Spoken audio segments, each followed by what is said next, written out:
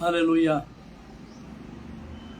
प्रभु यीशु मसीह के महान नाम से और एक बार आप सब लोगों को मैं धन्यवाद देता हूँ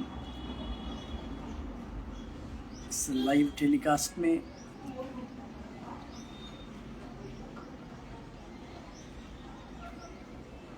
परमेश्वर के वचन में लिखा हुआ है, सारी बातों को मिलकर भलाई को उत्पन्न करती है।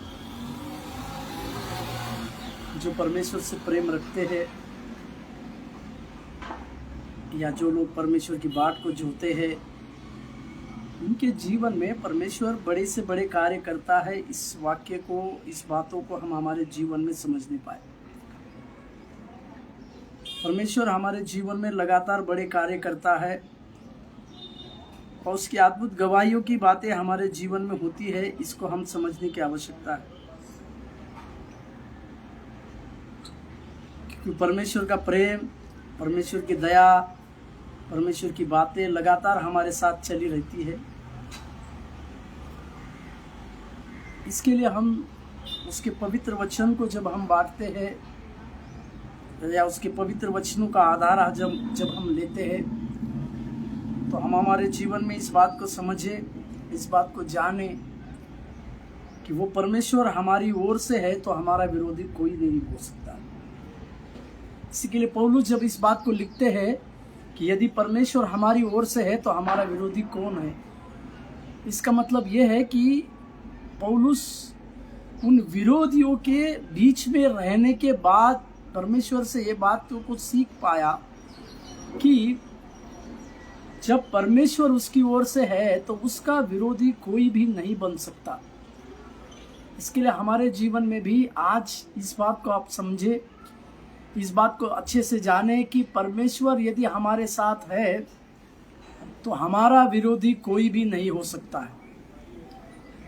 इसी के लिए एक छोटे से विषय की ओर मैं आपका ध्यान को आकर्षित करने के लिए कुछ परमेश्वर के वचनों को कहने के लिए और परमेश्वर की बातों को बतलाने के लिए मैं आज आपके सम्मुख में इस प्रकार से आया हूँ।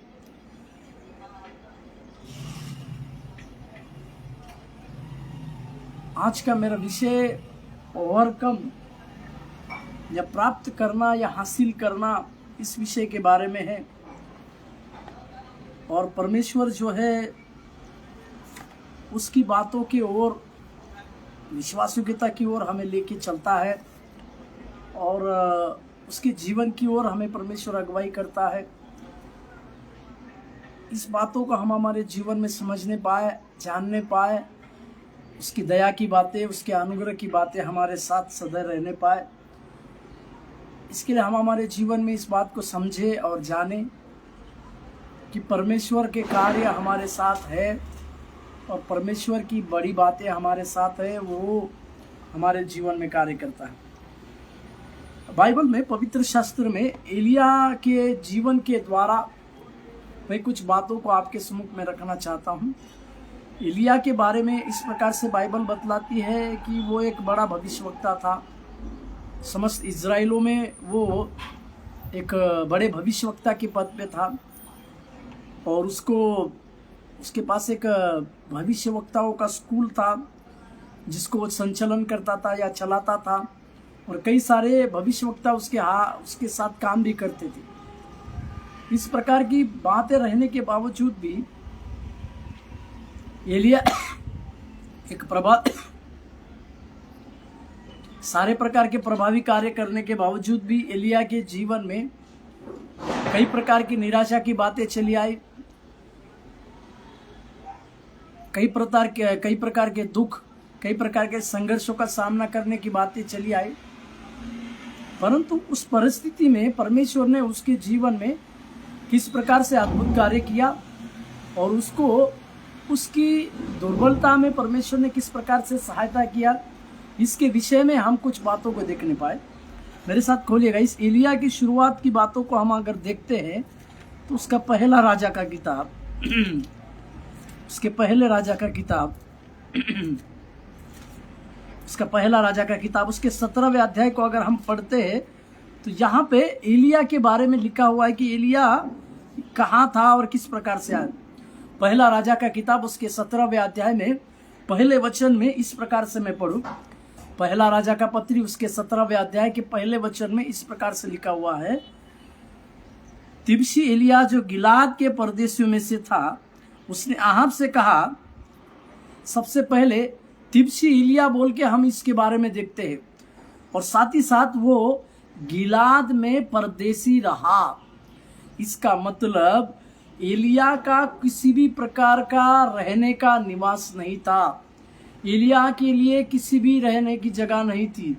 इसी बात को मैं यीशु मसीह के वचन से तुलना करूं, पक्षियों को रहने के लिए जगह है, परंतु परमेश्वर के पुत्र के सिर धरने के लिए जगह नहीं है बोलकर लिखा हुआ है। एक प्रभावी भविष्यवक्ता जो परमेश्वर के द्वारा प्रभाव से चलाए चलते हैं, ऐसे लोगों का जीवन अगर आप ध्यान से देखा जाए, किसी भी प्रकार की ऐशो आराम का जीवन उनके पास नहीं रहा। एक दुख भरी बातों के साथ, कमी घटियों के साथ उनका जीवन बीता है, ना कि वो किसी भी प्रकार की सुख सुविधा उनके जीवन में कभी भी नहीं थी। इसी प्रकार का जीवन को वो जीते थे। इसको हम अच्छी तरह से समझ नहीं पाए। इस एलिया को जो गिलाद में परदेशी रहता था, मतलब उसका रहने का ठिकान जो है कुछ भी नहीं था। वो किसी जगह पे परमेश्वर की अगुवाई से जाता था और किसी जगह पे से वहां से निकाल कर चला आता था। ऐसे परमेश्वर के अलग अलग जगहों में वो परदेशी बनकर रहता था। परंतु उस 17वें अध्याय के पहले वचन के दूसरे भाग अगर हम पढ़ेंगे तो पवित्र शास्त्र एक सुंदर सी बात उस एलिया के जीवन में लिखते हुए हम देखते हैं। भले ही इस एलिया का परिवार का बात कुछ लिखा नहीं है, भले ये एलिया के रहने के स्थान कुछ नहीं है, भले इस रहने का जगह एलिया के पास कुछ नहीं है, परंतु एलिया के पास सबसे बड़ी सामर्थ्य वाली बात या सबसे बड़ी जो उसको ताकत देने वाली जो बात थी वो क्या थी, उसी में लिखा हुआ है। पहला राजा उसका 17वें अध्याय का पहला वचन का दूसरा भाग, इज़राइल का परमेश्वर यहोवा जिसके सम्मुख में रहता हूँ, उसका रहने का स्थान क्या था। वो अपने आप को इस प्रकार से प्रकट करता है, इज़राइल का परमेश्वर यहोवा के सम्मुख में मैं रहता हूँ। इसका मतलब इस एलिया को दुनियादारी के रहने की आवश्यकता नहीं थी, दुनियादारी की तरह घर की आवश्यकता नहीं थी, परंतु उसके रहने का ठिकान, उसके रहने का निवास परमेश्वर के सम्मुख में है। परमेश्वर के सम्मुख में रहने का उसका एक निवास था, या परमेश्वर के सम्मुख में रहकर प्रभु से उचित ज्ञान की बातों को प्राप्त करने का अनुग्रह उसके पास था। इसी के लिए वो अपने आप को इस प्रकार से कहता है कि यहोवा के सम्मुख में जो मैं रहता हूँ। इसी के लिए पौलुस भी इसी बात को फिलिपियों का पत्री 4 अध्याय के 13वें वचन में इस प्रकार से हम पढ़ते हैं। फिलिपियों का पत्री 4 अध्याय के 13वें वचन में इस प्रकार से लिखा हुआ है, जो मुझे सामर्थ्य देता है उसी में मैं सब कुछ कर सकता हूँ। Hallelujah, hallelujah. हमारी दुर्बलता में, हमारी कठिनाइयों में, हमारी संघर्षों में, हमारे नाना प्रकार के प्रॉब्लम्स में कौन हमें सामर्थ्य देता है? उस सामर्थ्यवाज परमेश्वर के अधीनता में रह के हम काम करते हैं तो हमारे पास वो परमेश्वर हमें उसकी सामर्थ्यता की बातों को देता है, उसके अभिषेक की बातों को देता है, उसी के अनुसार हमें चलाता है। इस बात को हमें और आपको समझने की आवश्यकता है। परमेश्वर के नाम की महिमा और प्रशंसा होने पाए। प्रभु भला है और उसके भलाई के कार्य परमेश्वर हमारे जीवन में लगातार करता है। मेरा आवाज अगर आपके पास सही रीति से आ रहा है तो कुछ कमेंट करिए।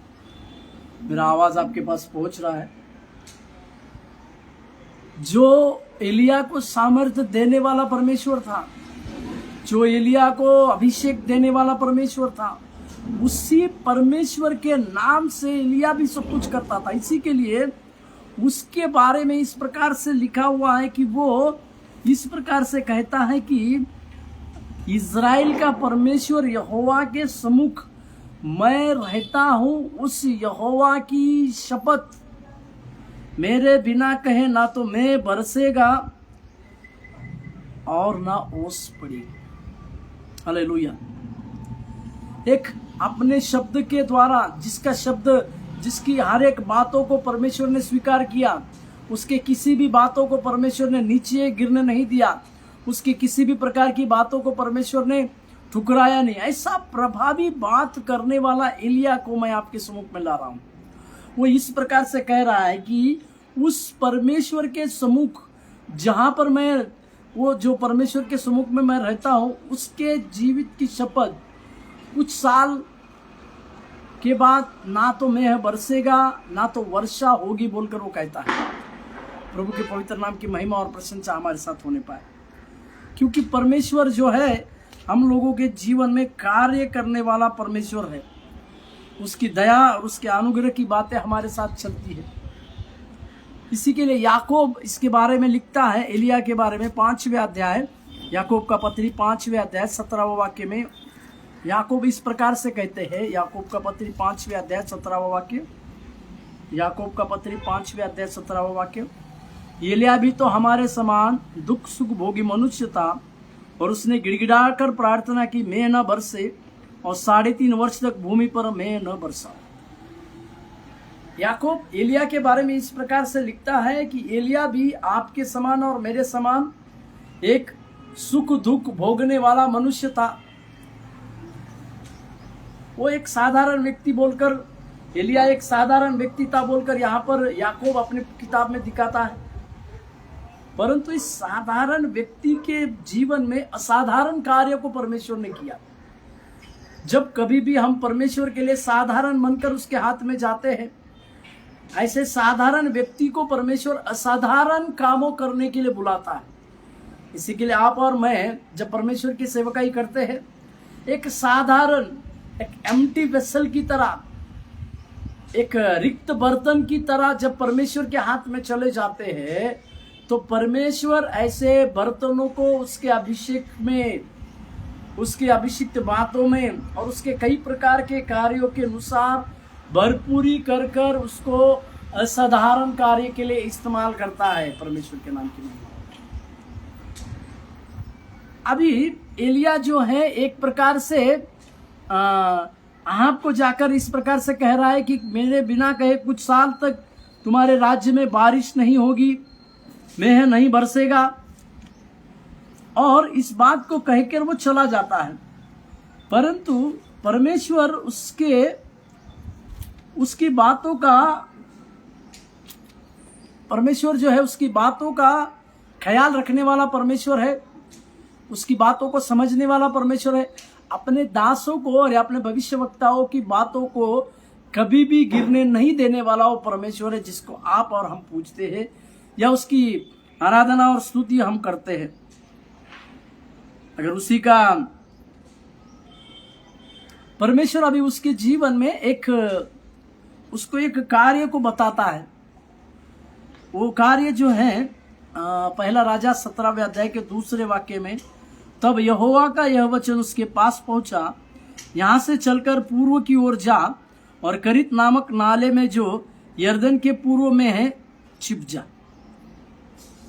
परमेश्वर अभी इसी एलिया को छिपा रहा है, क्योंकि इस एलिया ने जिस अहाब के पास जाके कहा कि 3.5 साल तक जो है वर्षा नहीं होगी, क्योंकि ये सारी बात उस राज्य में फैल गई, क्योंकि 3.5 साल तक एलिया के कहे बिना किसी भी प्रकार का बारिश नहीं होगा। इसी के लिए परमेश्वर उसके जीवन की रक्षा करने के लिए उसको छिपाता है।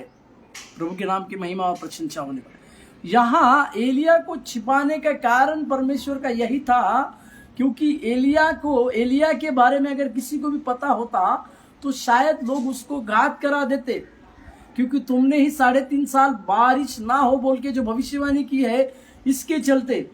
इसी के लिए परमेश्वर उसे गुप्त में रखता है। और बाइबल ये भी बतलाती है जिन जिन लोगों को परमेश्वर गुप्त में रखता है उसके महिमा के दिन में उसको प्रकट करता है। हालेलुया। उसके महिमा के लिए परमेश्वर कुछ लोगों को छिपा कर रखता है और उसके महिमा के समय में परमेश्वर उनको निकालता है बोलकर बाइबल आपको और मुझको बतलाती है। परमेश्वर के नाम की महिमा और प्रशंसा होने पाए। यहां पर हम इस बात को देखते हैं कि परमेश्वर ने उसको छिपा कर रखा और फिर परमेश्वर अपने सेवकों की बातों को एप्रिशिएट करके उसके लिए एक योजना बनाता है। वो योजना क्या है?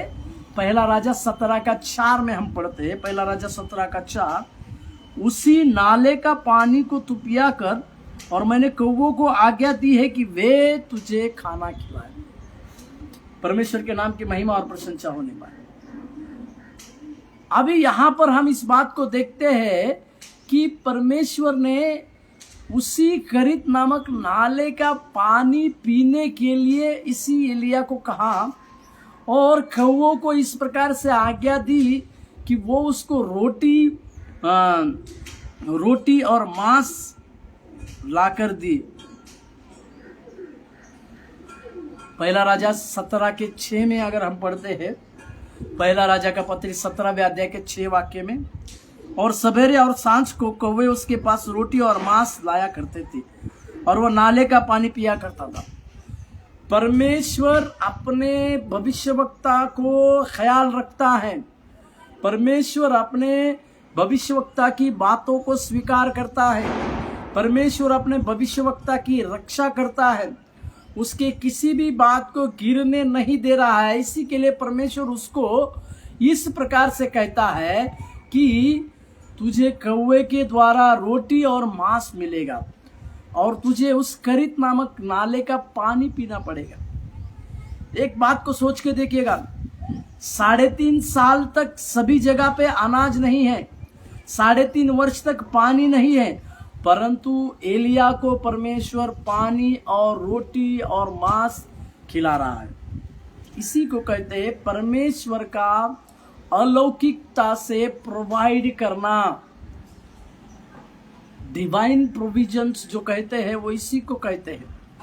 यहाँ पर और एक बात को मैं दिखाना चाहता हूँ आपको कि यहाँ पर अभी उसी के पहले राजा के 17वें अध्याय के 7वें वचन अगर आप पढ़ते हैं, कुछ दिनों के बाद उस देश में वर्षा न होने के कारण नाला सूख गया।